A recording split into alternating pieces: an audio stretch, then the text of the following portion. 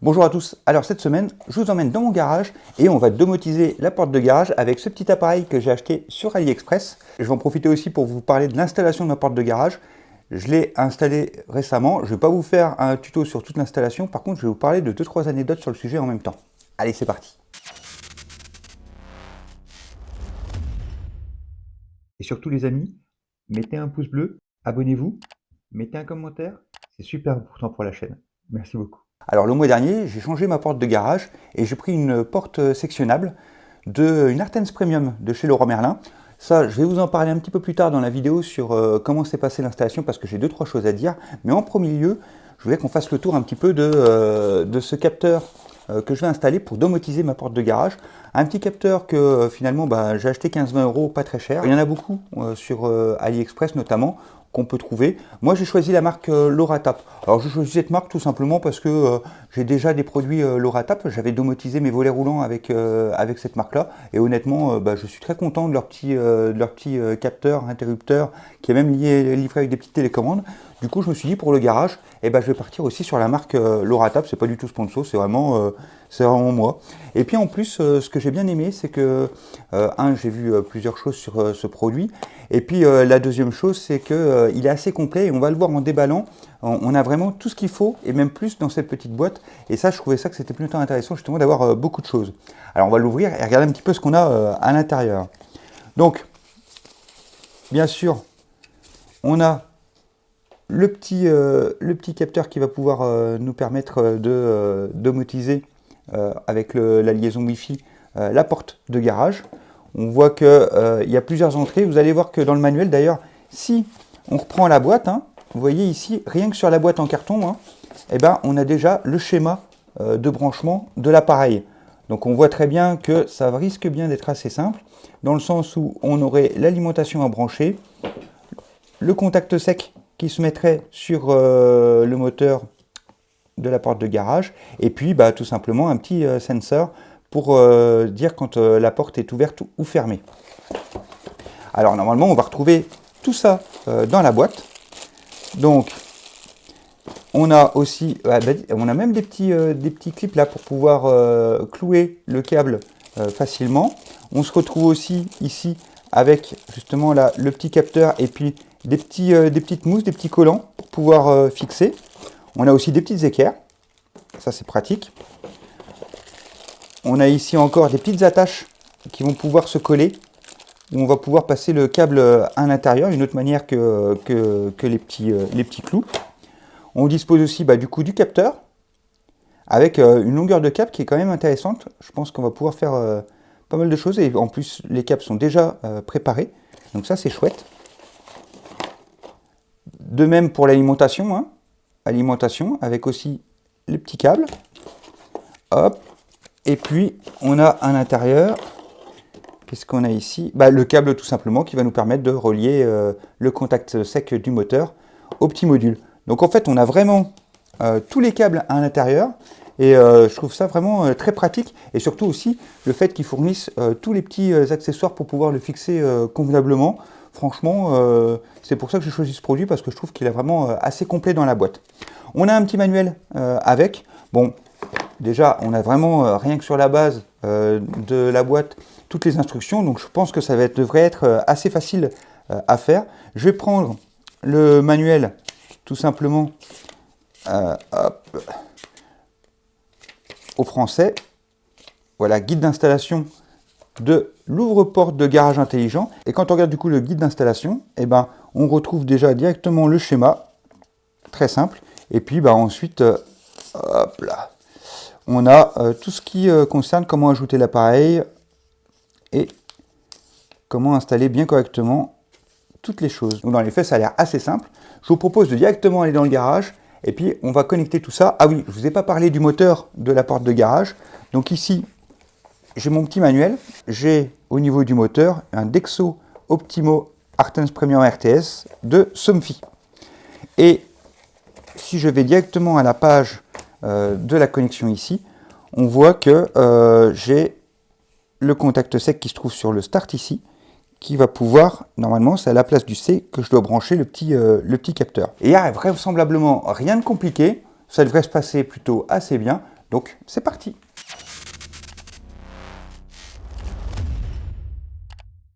Alors voilà, on est dans le garage, on va installer le tout, mais d'abord, ils nous disent d'ailleurs dans le manuel, on va tester, voir si le capteur fonctionne bien. Donc je vais déjà l'installer sans le monter sur la porte de garage, sur l'application, et puis connecter notamment aussi le capteur pour vérifier qu'il fonctionne, parce que ça serait con qu'on ait tout installé et qu'au final le capteur ne fonctionne pas ou quelque chose comme ça. Donc ce qu'on doit d'abord faire, c'est connecter l'alimentation au petit boîtier. Donc là, je ne vais pas m'embêter, je vais me référer sur la boîte au petit schéma qui est vraiment très simple. Donc, et ce qui est bien, c'est qu'ils nous fournissent aussi le petit tournevis qui va bien pour pouvoir ouvrir les connecteurs. Hop, donc le L, le neutre, ça se dévisse bien. Hop, le L, il est ici. Et du coup, on prend nos petits câbles, le rouge sur le L, et puis hop, le bleu sur le N. Donc j'ai connecté l'alimentation, je vais déjà la brancher sur la multiprise. Hop, et voilà. Et donc en théorie, voilà, l'indicateur de lumière s'allume, donc déjà une bonne nouvelle, c'est qu'il fonctionne. Ensuite, je vais prendre l'application Smart Life où j'ai déjà quelques objets connectés dedans. Ah, et directement, il me dit que j'ai un appareil, la porte de garage. Donc je fais juste affaire à ajouter. Bon, il me demande le mot de passe du Wi-Fi. Donc je mets le Wi-Fi et automatiquement, il installe l'appareil. Donc on va voir combien de temps il met sur cette chose, mais on voit que ça avance quand même relativement vite. Ensuite, on sait qu'on devra brancher le capteur. Alors le capteur, j'ai déjà préparé ça, et on a à l'intérieur, ah bah ça y est, c'est déjà terminé. Voilà, le garage door est connecté. Je vais prendre le petit capteur qui se trouve ici. Hop.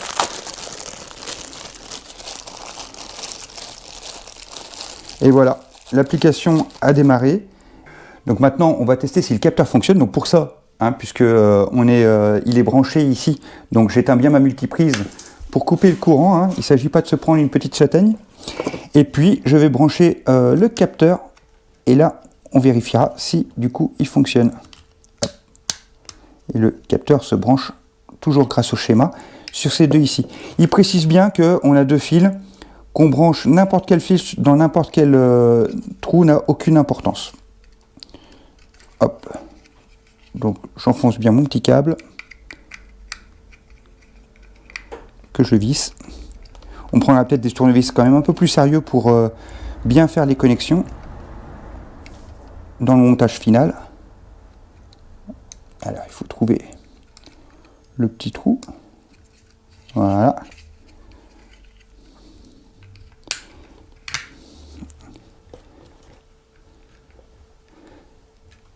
Et je visse. On vérifie, c'est bien tenu. Ah. Et alors maintenant, j'ai mon petit capteur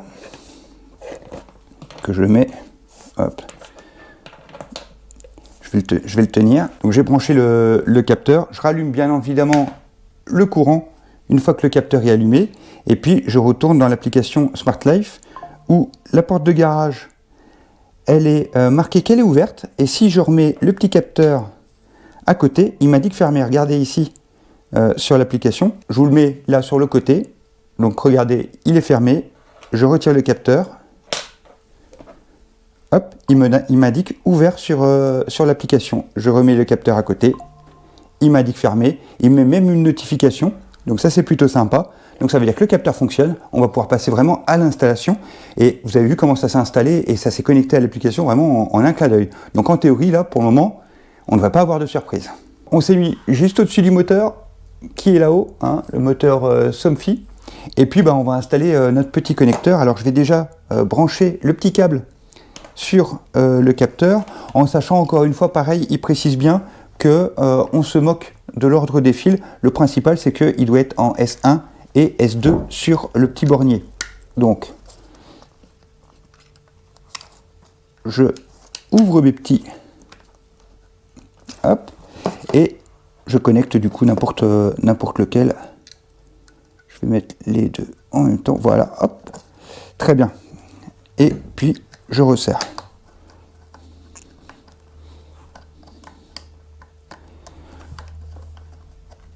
Je ferai peut-être un petit serrage plus précis avec un plus gros tournevis par après, bien que c'est vrai que c'est des tout petits câbles, donc ça devrait quand même pas normalement sortir. Et d'ailleurs ils sont tous bien connectés, donc c'est parfait au premier abord. J'ai mon petit câble, donc maintenant on va démonter là-haut le moteur pour accéder au bornier de celui-ci. Donc j'accède au moteur ici, je démonte. Première chose à faire, hein, on coupe le courant, donc ici j'ai ma petite prise où j'avais déjà prévu une petite multiprise pour pouvoir brancher le capteur en plus. Et là, pour le coup, je débranche la multiprise pour pouvoir déconnecter le courant du moteur afin que celui-ci ne soit pas sous tension quand on va brancher. Hein.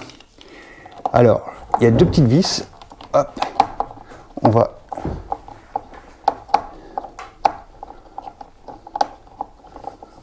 les dévisser.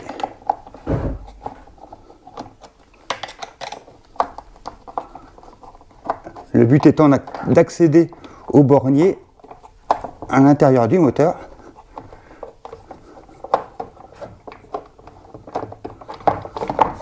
Une vis, deux vis, voilà. Et donc on a le bornier qui se trouve ici, à l'arrière. Et donc on a plusieurs choses hein, qu'on peut brancher, hein, parce qu'on peut très bien y brancher même une batterie de secours. On peut y brancher un interrupteur, hein, c'est là d'ailleurs qu'on va brancher le capteur.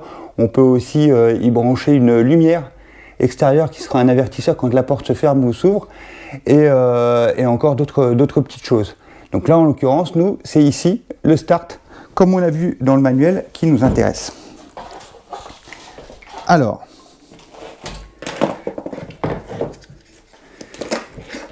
on va avoir plusieurs choses à faire, hein. On a le capteur, et puis forcément on a le courant. Donc on va commencer... Peut-être bien, on va commencer par tirer le capteur, ça sera peut-être le plus malin pour savoir exactement où on va le mettre. À mon avis, ça sera plus juste. Hop là. Donc, je vais défiler. Et alors là, il y a le choix aussi de se dire où est-ce qu'on branche ce capteur. Hop, on voit bien que le câble est vraiment très long. Donc ça, c'est super pratique. Et puis, on va voir comment on le fixe. Alors, j'en ai vu qu'il fixait... Regardez, suivez-moi. J'en ai vu qu'il fixait ici, au niveau de la petite patte, ce qui est peut-être pas une mauvaise idée, parce que comme ça permet d'avoir le capteur qui se fait directement ici. Il y en a d'autres qui vont le mettre sur la porte à un autre endroit. Donc je vais regarder un petit peu quel est l'endroit qui me semble le mieux, et puis je vous reviens. Alors j'ai regardé un petit peu où est-ce que je pouvais le mettre de manière la plus adéquate, et finalement j'ai pas trouvé vraiment d'endroit mieux que celui-ci. Donc on sait que cette pièce noire ici va coulisser, donc je me dis que je vais mettre le capteur ici au-dessus, et puis vous voyez qu'il y a un écart entre la pièce noire et le gris, et c'est là que ce qui est intéressant, c'est qu'il y a un petit bloc aussi dans les accessoires que je vais pouvoir glisser ici, et puis je pense qu'en mettant le capteur dessus, vous voyez, hop, ici ça va fonctionner en mettant comme ça, et donc ça sera le plus pratique, je pense. C'est vraiment ce que j'aime bien dans cette solution, et ce que j'avais vu, c'est que vraiment du coup c'est bardé de petits accessoires, et c'est plutôt pratique parce que vous voyez, on en a besoin toujours. Je vais faire courir le câble du capteur tout le long au-dessus du rail, comme ça va être très discret, il va arriver jusqu'au bout là-bas au moteur avec le capteur dedans, ça devrait être nickel. Donc voilà, j'ai utilisé ces petits clips qui était fourni avec, vous voyez, avec le petit 3M sur le côté, et puis un petit clip, hop, tout simplement, où on peut du coup mettre le câble à l'intérieur, et en plus on peut le clipser ou le déclipser à volonté, ce qui est pratique. Alors ce que j'ai fait avec ça, du coup, c'est que j'ai mis mon capteur, comme je vous ai dit, ici. Je ne sais pas si vous voyez, grâce au petit rallonge, normalement ça devrait être bon, et puis il devrait reculer, et le câble je l'ai fait passer au-dessus ici, tout le long, que j'ai attaché avec du 3EM, avec les petites attaches, et vous pouvez voir que voilà, il court tout le long de là-bas, il arrive ici, et puis ici j'ai mis, hop, je vous mets ici, j'ai mis le petit capteur. Il conseille de le mettre au-dessus, alors peut-être que je le mettrai dans une boîte de dérivation en plus pour éviter la poussière. Je sais pas trop. Toujours est-il que du coup je vais mettre tous les câbles ici au-dessus. Ici on a un petit passage de câble là. Et je vais pouvoir brancher le petit capteur. Et en fait ensuite après il ne me restera plus qu'à brancher la prise ici. Et une fois que j'ai branché tout ça en théorie, eh ben, ça devrait fonctionner.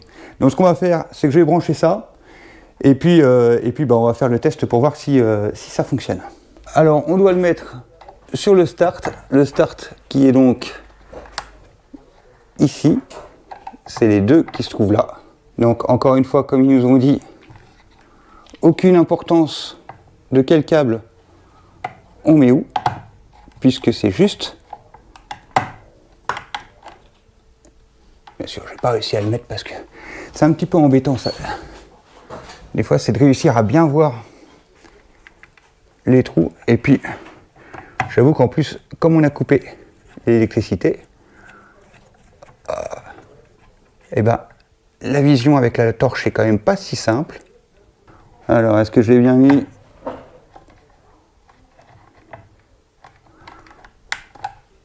Ouais, ça a l'air de plus bouger. Je peux redresser. Ce que je propose, c'est qu'avant que je remette les cachets et tout ça, on teste déjà si ça fonctionne. Donc, ce que je vais faire, c'est que, en théorie, tout est bien branché. Je n'ai plus qu'à le connecter ici.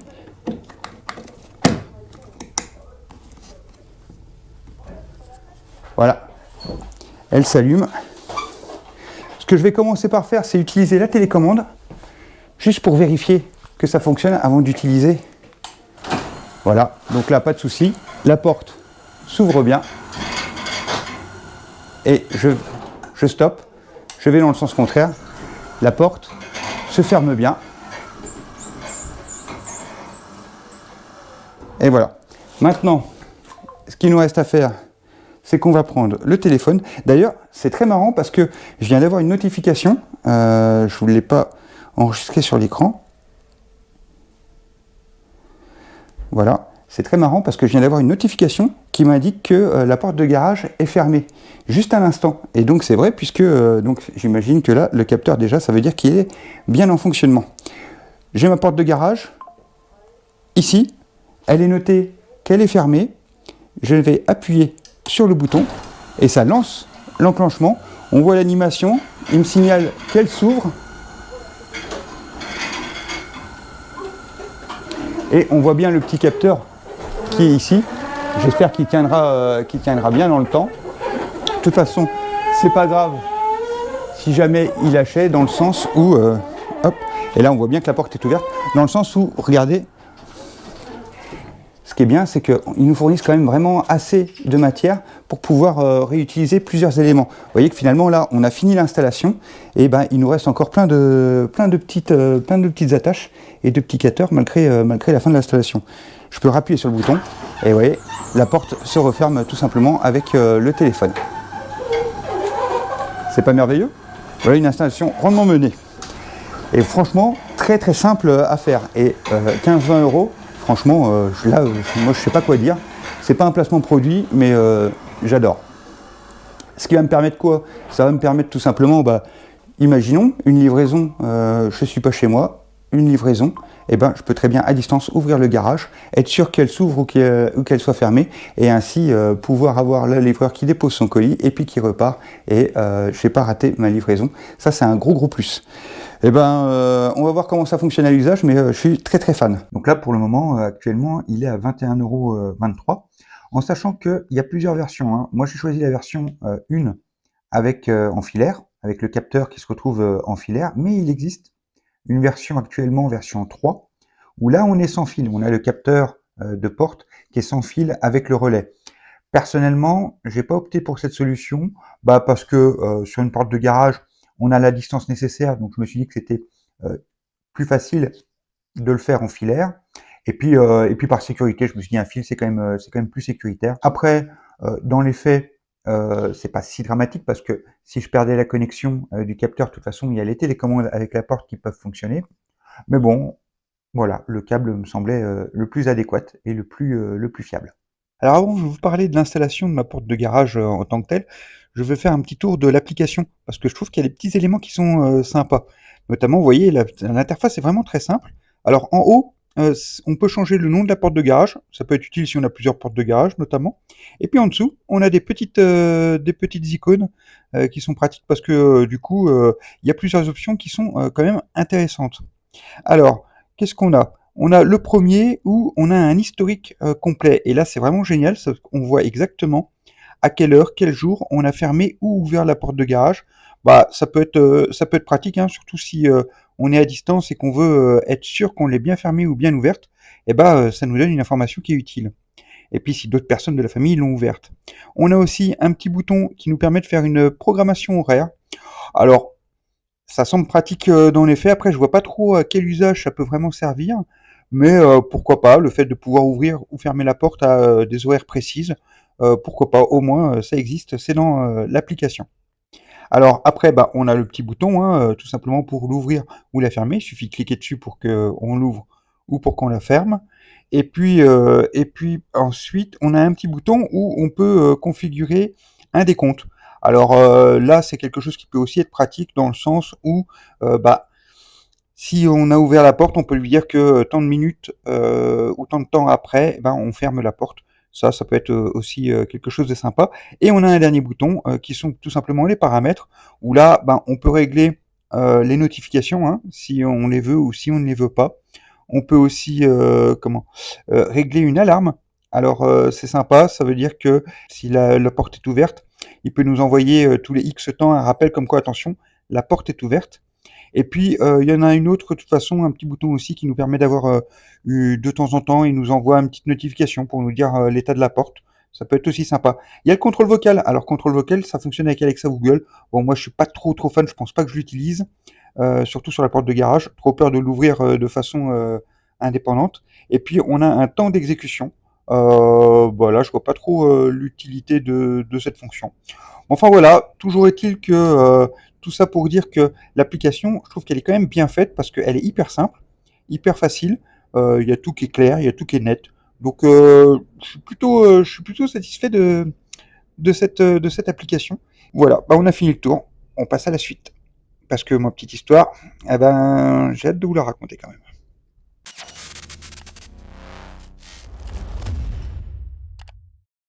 Bon, maintenant, on va faire un petit point sur l'installation de cette porte de garage parce que elle n'a pas été si simple. J'ai eu quelques déboires, comme toujours, hein, je vous dis tout, je vous expose comment ça se passe. Et là, pour l'occurrence, on a fini sur ce capteur. Je vais vous raconter un petit peu l'histoire de l'installation de cette porte de garage et le bon suivi de Leroy Merlin, contrairement au fournisseur. Je vous en parle tout de suite. Donc je l'ai acheté, comme je vous ai dit, chez Leroy Merlin. C'est une porte Artens Premium. Donc je m'étais dit, c'est bien, c'est nickel, elle était pas très chère, il y avait des bonnes promos chez Leroy Merlin. Je me suis dit, je vais en profiter pour changer ma porte avant. C'était une porte comme ça, qui s'ouvrait, qui se coulissait sur tout le long. Et je me suis dit, je vais la changer par une porte sectionnable, de telle manière à ce que, je puisse la piloter plus facilement, aussi l'ouvrir à distance. Et puis bon, bah, ma porte en bois commence à se faire un petit peu vieille aussi. Donc j'ai décidé de changer. Et je me suis dit, bon, j'ai regardé plusieurs tutos, je me suis dit, c'est pas très difficile à monter, il faut juste un petit peu de méthode, j'ai l'habitude de bricoler, donc je me suis dit, ça va aller tout seul. Bref, le montage, je vous fais pas une vidéo du montage, hein, c'est assez simple, enfin c'est pas assez simple, mais vous trouverez plein de vidéos sur le sujet, donc c'est pas l'objet ici du montage, mais tout simplement, on fixe les montants autour, puis on fixe le cadre, hop, et puis on monte les différentes sections, et on a les ressorts ici qui permettent de tendre la porte, et c'est là que mon histoire commence. Donc j'avais bien tout équerré ma porte, tout était bien, tout était nickel, et j'en arrive à la tension des ressorts. Alors pour la tension des ressorts, selon la hauteur, la lourdeur de la porte, etc., il y a un nombre de tours de ressorts qu'on doit faire avec une manivelle. Et moi j'étais à 9 tours, donc c'est marqué sur la porte à la livraison, c'est noté 9 tours de ressort de chaque côté, puisque j'ai deux ressorts, j'en ai un à gauche et puis j'en ai un à droite. Donc je commence par tendre celui de gauche, ça se passe très bien, je fais mes tours, je serre mes petites vis pour le bloquer, tout va très bien. Je passe à ce côté-ci et en tendant le ressort, eh ben, celui-ci se vrille un petit peu différemment. Je me dis, c'est un peu bizarre, mais bref, je fais pas plus attention que ça, j'ai respecté l'ordre, j'ai bien fait dans le sens qu'il fallait. Et puis je visse pour le bloquer ici. Et là, bam, il pète. Il pète, il sort de son logement et en fait, il est foutu. Donc ça marche pas. Résultat, ma porte, elle est non fonctionnelle. Enfin, je peux manuellement la baisser et la lever, mais alors elle est super lourde parce qu'elle fait presque 3 mètres. Donc c'est un petit peu compliqué. Mais bref, il n'y a que cette solution pour le moment. Je vais chez Leroy Merlin, forcément je leur indique. Et ils me disent au SAV, faites un mail, expliquez votre problème, on envoie au fournisseur et puis on vous revient. Mais il faudra compter une vingtaine de jours pour la pièce. Un petit peu embêtant, mais bon voilà, surtout qu'en plus j'ai ma borne de recharge de voiture dans le garage. Mais bref, c'est tout, c'est comme ça, pas de souci. J'écris le mail à Leroy Merlin, au SAV, en précisant bien, voilà, j'ai tendu le ressort, et puis il s'est mal mis, et puis il a vrillé. Le fournisseur répond à Leroy Merlin, comme quoi c'est moi qui aurais tordu le ressort à l'envers, sans me donner aucune autre justification ou sans me donner de solution. Leroy Merlin me transmet l'information. Je lis, je fais bah oui, je fais quoi avec ça à un moment, moi, ma porte, elle fonctionne pas. Donc, Leroy Merlin, vraiment très très bien. Ils ont pris à leur charge. Ils m'ont dit on vous a commandé les ressorts. Et puis ma foi, ça sera à notre charge. Le fournisseur, lui, veut rien entendre. Donc, on prend en charge. Nickel. Là, c'est super. Par contre, là où ça m'inquiétait, c'est que je me suis dit, ils vont m'envoyer le ressort. Mais quand c'est livré là au montage, c'est toute la pièce ici, avec la poulie là, et le ressort qui sont constitués. Donc je me dis tiens, je vais recevoir le ressort, ça va être à moi de le monter du coup sur la pièce, on verra bien. Le jour J, je reçois la pièce, 21 jours plus tard, j'ai la pièce, j'ai le ressort. Donc effectivement, c'est le ressort tout seul, il a fallu que je le monte tout seul sur l'axe, et puis il n'y avait vraiment que le ressort, donc pas les axes de chaque côté. Je vous montre la pièce. La pièce, c'est celle-ci. Et donc, le ressort. Donc là, on a la poulie qui vient de ce côté-là. Et puis ici, on a le ressort qui vient se mettre dans le petit logement ici. Et il s'avère que sur ma pièce à moi qui est installée là sur la porte de garage, et ben en fait, tout ici, c'est tout rayé. C'est tout rayé comme si le ressort, en fait, il n'avait pas été sur son logement. Parce que j'ai vérifié, j'avais bien tendu le ressort du bon côté. La conclusion qu'on est venu avec le SAV, c'est que je devais avoir mis sous tension le ressort, alors qu'il devait peut-être pas être complètement dans son logement ici, ce qui fait que ça aurait créé un souci, et qu'au moment du serrage, il a voulu se remettre dans son logement, il s'est remis dans son logement, mais du coup il a claqué et il avait rayé toute la pièce ici. Bref, je remonte le nouveau ressort, et là, miracle, ça fonctionne, il s'est bien tendu, tout va bien. Sauf que j'ai ma porte qui se bloque. Et je me dis, mais c'est bizarre, parce que là, on a une sécurité, on a une sécurité avec une petite bague, et puis il y a des petits crans ici, et puis ça empêche une fois que la porte est relevée, ça empêche le retour. C'est une sécurité. On peut le voir sur la pièce ici que j'ai, c'est que vous voyez, on a donc on a une petite bague ici, et si on l'enlève, en fait cette pièce, elle coulisse comme ça, et derrière on a un petit cran, avec ici une petite manette, et cette petite manette, elle vient se mettre dans l'écran de la poulie pour la bloquer. Et là, en l'occurrence, moi, le problème, c'est que ça se bloquait tout le temps. Et je me dis, mais je comprends pas. J'ai passé au moins une demi-heure à essayer de comprendre en regardant des deux côtés, essayer de comprendre pourquoi est-ce que ça se bloquait. Et finalement, au bout d'un moment, j'ai compris. Tout simplement, sur cette pièce-ci, ici, vous voyez, on a cette petite pièce métal, donc qui est reliée à celle-ci, qui coulisse et qui permet de bloquer la manette ici. Et en fait, cette petite pièce, chez moi, elle avait cassé. Alors, elle a sûrement dû casser au moment où en tout cas, elle s'est hyper fragilisée au moment où le ressort avait pété. Et toujours est-il que, du coup, ça fonctionnait pas. Il a fallu que je trouve une petite astuce, parce que pour l'instant, je l'ai laissé monter. Donc, j'ai réussi à scotcher une petite pièce là, qui en fait empêche la patte de se mettre, mais c'est du bricolage, qu'on soit bien clair. Résultat, reparti, je fais un mail au SAV, je dis moi cette pièce là, cette poulie, enfin cette pièce juste avant où se met le ressort, elle est toute rayée, et puis en plus, bah, du coup, la petite patte est cassée, et bah, je sais pas quoi faire, parce que elle fonctionne, mais avec un bricolage. Même méthode, hein, ils envoient au fournisseur, le fournisseur répond en disant bah ouais, c'est cassé. Ah ouais, ok, d'accord.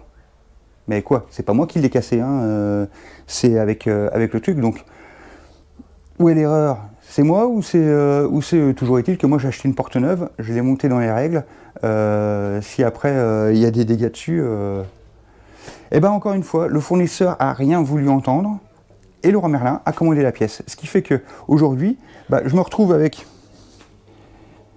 un ressort, donc là il y en a un des deux qui est foutu, je me retrouve avec un ressort de change parce que c'était vendu par deux, donc j'ai un store de rechange, et puis ils m'ont renvoyé les bonnes pièces ici, qui sont neuves, plus en plus les câbles, puisque les câbles étaient un peu abîmés, donc ils m'ont renvoyé tout ça. Alors je ne l'ai pas encore changé, il faudra que je le fasse à un moment donné, parce que je ne sais pas combien de temps mon petit bricolage tiendra, mais en tout cas, voilà, je vous ai raconté cette petite histoire, et encore une fois, eh ben, franchement, hyper content de Leroy Merlin.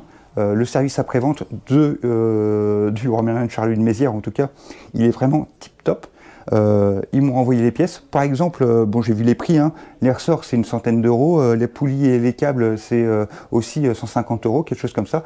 Donc ils m'ont renvoyé 250 euros ils m'ont offert 250 euros de pièces pour, ben, en fait, hein, dans les faits, tout simplement pour que ma porte fonctionne.